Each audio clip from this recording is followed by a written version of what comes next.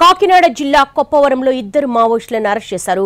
Maoist party central committee chief దేవ్జీకి security గార్డులుగా ఉన్న ఇద్దరు కొప్పవరంలో ఓ ఇల్లు అద్దెకు తీసుకోవడానికి వచ్చినట్టుగా సమాచారం అందుకున్న వెంటనే మెరుపు దాడి చేశారు పోలీసులు.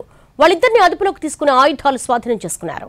దేవ్జీ సెక్యూరిటీ గార్డులుగా పనిచేస్తున్న ఇద్దరు మావోయిస్టులు రంపచోడవరం ఏజెన్సీ నుంచి కాకినాడ జిల్లాకు వచ్చారని తెలిపారు పోలీసులు.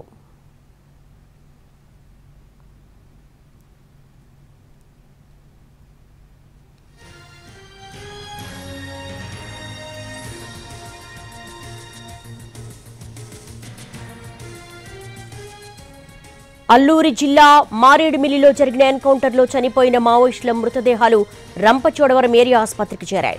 మృతులు హిడ్మా, అతని భార్య రాజక్క, టెక్ శంకర్, దేవ్, సురేష్, నారాయణ మృతదేహాలకి ఏరియా ఆసుపత్రిలో మరికొద్ది సేపట్లో పోస్ట్ మార్టం నిర్వహించనున్నారు.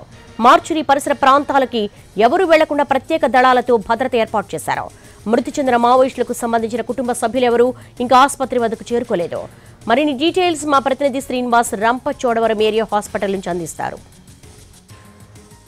అల్లూరు సీతారామరాజు జిల్లా మారేడుమిల్లి అటవీ ప్రాంతంలోని టైగర్ క్యాంప్ వద్ద ఈ తెల్లవారుజాము జరిగిన ఎన్కౌంటర్లో మృతి చెందిన మావోయిస్టుల 6 మృతదేహాలని కూడా రంపచోడవరం ఏరియా ఆసుపత్రికి తీసుకొచ్చారు. మనం ప్రస్తుతం రంపచోడవరం ఏరియా ఆసుపత్రి దగ్గర ఉన్నాం. ఈ ఏరియా ఆసుపత్రి దగ్గర చూసినట్లయితే గ్రహణ్ స్థలాలతో ప్రత్యేక భద్రతా ఏర్పాట్లు చేయడం జరిగింది. ఇక్కడికి ఎవరు కూడా ఈ మార్చురీ దగ్గర ఉన్నారు. ఈ మార్చురీ దగ్గరికి ఎవరు కూడా రాకుండా ఉండే విధంగా ఈ గ్రహణ్స్ దళాలన్నింటినీ కూడా ఇక్కడ ఏర్పాటు చేయడం జరిగింది. వీళ్ళందరూ కూడా ఇక్కడ పహారా కాయటం జరుగుతున్నది. అయితే మరో కొద్దిసేపట్లో రాజమండ్రి మెడికల్ కళాశాల సంబంధించిన సూపరింటెండెంట్ అక్కడ నుంచి ఇక్కడ రంపచోడవరం వచ్చిన తర్వాత ఇక్కడ మావోయిస్టు మృతదేహాలకు పోస్ట్ మార్టం నిర్వహించి తర్వాత వాళ్ళ కుటుంబ సభ్యులకు అప్పగించే ప్రయత్నం చేస్తారు. అయితే ఇప్పటి వరకు అయితే కుటుంబ సభ్యులు ఎవరు కూడా ఇక్కడికి చేరుకోలేదు. వాళ్ళందరూ కూడా చేరుకోవడానికి ఈ రోజు రాత్రికి కానీ లేకపోతే రేపు ఉదయానికి కానీ వాళ్ళు ఇక్కడ చేరుకునే అవకాశాలు ఉంటాయని చెప్పేసి ఇక్కడ పోలీసు బలగాలు అయితే కూడా చెప్పడం జరుగుతున్నది. అయితే ఈ ఛత్తీస్గఢ్లోని కాగర్ ఆపరేషన్ తీవ్రతరం చేయటం కావడంతో ఛత్తీస్గఢ్ ప్రాంతంలో నుండి ఏపీలోని మారేడుమిల్లి అటవీ ప్రాంతంలో తలదాచుకోవటానికి హిడ్మా అని చెప్పేసి మావోయిస్టు కీలక నేత ఇక్కడికి రావడం జరిగింది. ఆ మావోయిస్టు కీలక నేత హిడ్మాతో పాటు వాళ్ళకి సంబంధించిన ఈ వాళ్ళకి సంబంధించిన మావోయిస్టులందరూ కూడా ఇక్కడికి వచ్చి ఆయన బెటాలియన్ అంతా కూడా ఇక్కడ మారేడుమిల్లిలో తలదాచుకోవడం జరిగింది. ఇంటెలిజెన్సీ వాళ్ళు 2 రోజుల కిందట అందించిన సమాచారం, పక్కా సమాచారంతో పోలీసులు కాల్పులు జరిపి వీళ్ళ 6 కూడా హతమార్చడం జరిగింది. అయితే మరో కొంతమంది ఇక్కడి నుంచి కూడా పరారైనట్టుగా పోలీసులు చెప్పడం జరుగుతున్నది. మోస్ట్ వాంటెడ్ మావోయిస్టుగా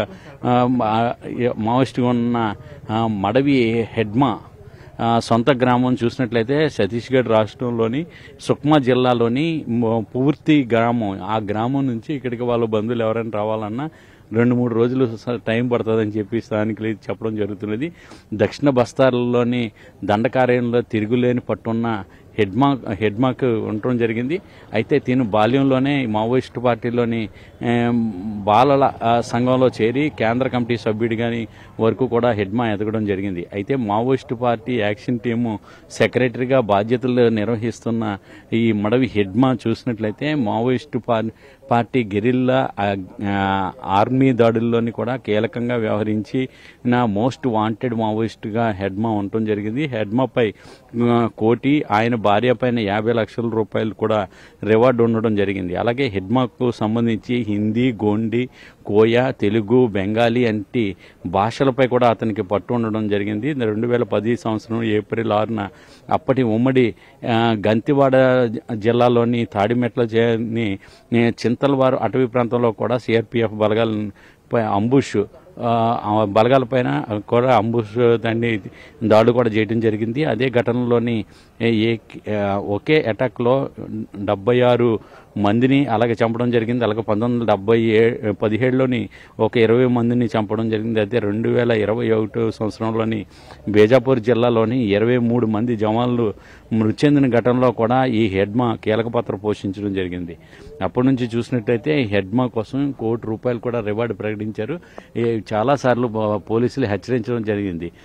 మావోయిస్టుని వృత్తిని వదిలి జనజీవన స్రవంతిలో కలవాలని చెప్పేసి పలుమార్లు కోరినప్పటికీ కూడా వాళ్ళ కుటుంబ సభ్యులందరూ కూడా ఇందులోనే చనిపోవడం కూడా జరిగింది.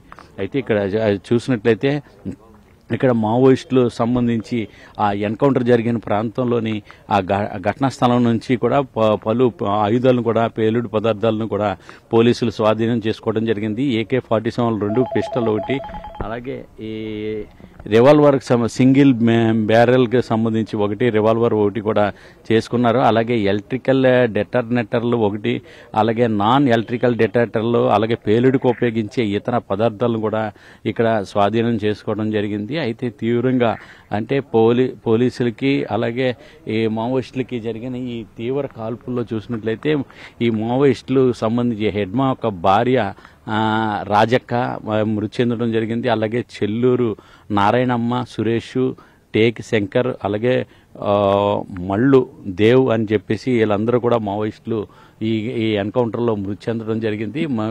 వీళ్ళందరికీ ఈ మృతదేహాలన్నిటికీ కూడా మరికొద్ది సేపట్లోని రంపచోడవరం ఏరియా ఆసుపత్రిలోని పోస్టుమార్టం నిర్వహించనున్నారు. ఇక్కడ పోస్టుమార్టం నిర్వహించి ఇక్కడ చూసినట్లయితే మాచూరి దగ్గర ప్రత్యేకంగా ఇక్కడ గ్రహణ స్థలాలతోటి ప్రత్యేకంగా భద్రతా ఏర్పాట్లు చేయడం జరిగింది. ఇక్కడ పోస్టుమార్టం నిర్వహించిన అనంతరం కూడా వాళ్ళ యొక్క మావోయిస్టుల యొక్క ఇక్కడ మృతదేహాలన్నింటినీ కూడా వారి కుటుంబ సభ్యులు ఎవరైతే వస్తారో వాళ్ళకి ఆ కుటుంబ సభ్యులకు వారి మృతదేహాలను కూడా అప్పగిస్తామని చెప్పేసి పోలీసులు చెప్పడం జరుగుతున్నది. అంతవరకు కూడా ఇక్కడ ఎవరు కూడా ఈ రంపచోడవరం మాచురి ప్రాంతానికి ఎవరు కూడా తరలి రాకుండా ఉండే విధంగా ప్రత్యేకమైన భద్రతా ఏర్పాట్లు అయితే చేయడం జరిగింది. కెమెరామ్యాన్ రాజేష్తో శ్రీనివాస్, NTV, రంపచోడవరం.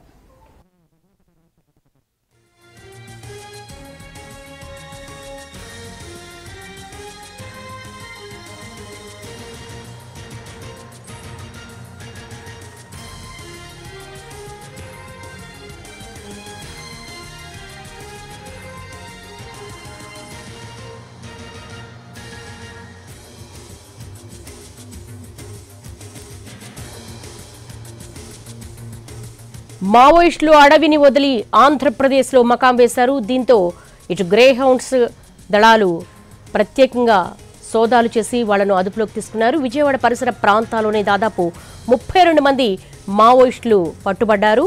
ఆ తర్వాత ఏలూరులో 12 మందిని అదుపులోకి తీసుకున్నారు. అడవి నుంచి దాదాపు 60 నుంచి 70 మంది మావోయిస్టు అగ్రనేతలు ఏపీకి వచ్చినట్టుగా పక్కా సమాచారంతో పోలీసులు సోదాలు నిర్వహిస్తూ ఉన్నారు. ఇటు గ్రేహౌండ్స్ దళాలు, పోలీసులు కంబైన్డ్గా ఈ ఆపరేషన్ చేస్తున్నారు. విజయవాడ పరిసర ప్రాంతాల్లో 32 మంది పట్టుబడ్డారు. హిడ్మా ఎన్కౌంటర్ తర్వాత ఆపరేషన్ కగార్లో భాగంగా మావోయిస్టులు అడవిని వదిలి ఇటు ఆంధ్రప్రదేశ్లో ఉన్నటువంటి పలు ప్రాంతాల్లో NTR, కృష్ణా జిల్లా, ఏలూరు, కాకినాడ జిల్లాలో మకాం వేసినట్టుగా పక్కా సమాచారంతో పోలీసులు ఏపీలో హైలైట్ విధించారు. ఎక్కడికక్కడ సోదాలు నిర్వహిస్తున్నారు. అపార్ట్మెంట్లలో తలదాచుకున్నట్టుగా సమాచారం అందడంతో అక్కడ కూడా ప్రత్యేకమైనటువంటి నిఘా ఏర్పాటు చేశారు. అసలు వీళ్ళకి ఎవరు సహాయం చేస్తున్నారు, ఎక్కడ వీళ్ళు నివాసం ఉంటున్నారు, దీనికి సంబంధించి కూడా ఎంక్వైరీ చేస్తున్నారు. ప్రస్తుతం ఆంధ్రప్రదేశ్లో పెద్ద ఎత్తున నిర్వహిస్తున్నారు సోదాలు. పట్టుబడ్డ మావోయిస్టులను అరెస్టు చేస్తున్నారు. ఆపరేషన్ కగార్లో భాగంగా ఎన్కౌంటర్ నేపథ్యంలో అగ్రనేత హిడ్మా ఎన్కౌంటర్ నేపథ్యంలో ఆపరేషన్ స్పీడప్ చేశారు.